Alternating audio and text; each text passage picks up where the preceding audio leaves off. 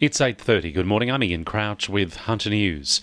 Newcastle MP Tim Crackenthorpe is stepping up calls for a review into the city's bus network as complaints about the new routes and timetables increase. In the latest case, around 100 disabled workers at Access Industries at Hamilton say they no longer have a direct bus route and buses are turning up late or not showing up at all. Tim Crackenthorpe says these workers are now being penalised because of the changes. They're very stressed out. A lot of them are getting to work late. They're not earning a full income anymore. And it's just very difficult for a lot of them who, may not even continue to work in the long run with these bus changes. So the government needs to admit that this privatisation experiment's failed and we need an urgent review into the network. That is chaos. It's emerged a bushfire which broke out on Tuesday night at Mount Tomaree was deliberately lit. Firefighters on the ground say fires were started either side of the boardwalk leading up to the top of the mountain. Crews are still working to contain and mop up the fire, which has burnt through 5 hectares of steep terrain. Tomaree headland remains off limits to the public.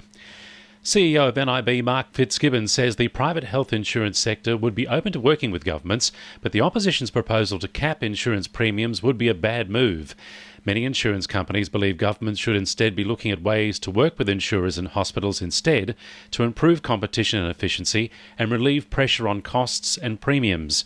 Mark Fitzgibbon says people should look at the full picture before getting excited at price caps. Look, I think if you say to people we're going to cap your prices, I think their first reaction is always going to be, yeah, you beauty, until they start to think about the implications, like typically you need to allow the free market, to do its thing, and those health insurers who aren't efficient, who aren't very good at doing what they're meant to be doing, they eventually get selected out.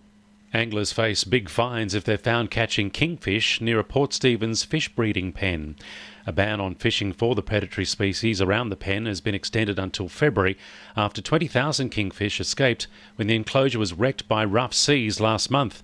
5,000 have since been recaptured and the Fisheries Department has extended the ban in the hope of recovering more.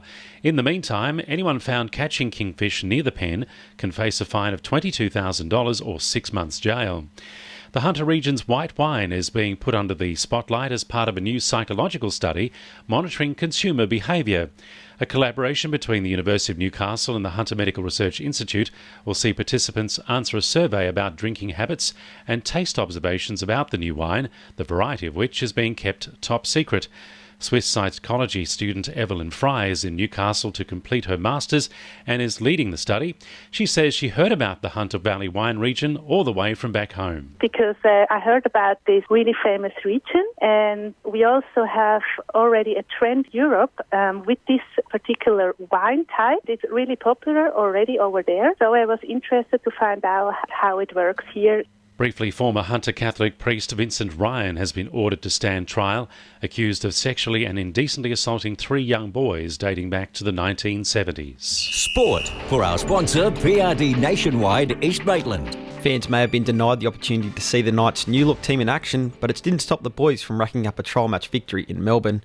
It was Kalen Ponga, Connor Watson and Mitchell Pearce's first game together in the Spine, with it being Ponga's first without Jonathan Thurston.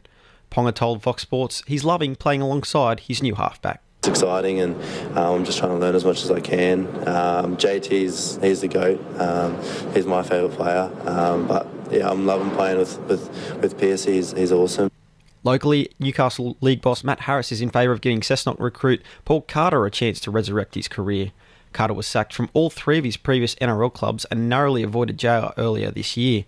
Harris says New South Wales Rugby League and the NRL Integrity Unit will combine to make the call on Carter. And Ben Simmons has continued his magic in the NBA, recording 15 points and 8 assists in the Sixers' 13-point win over Washington. It means Philly are now firmly in playoff contention for the first time in 7 seasons.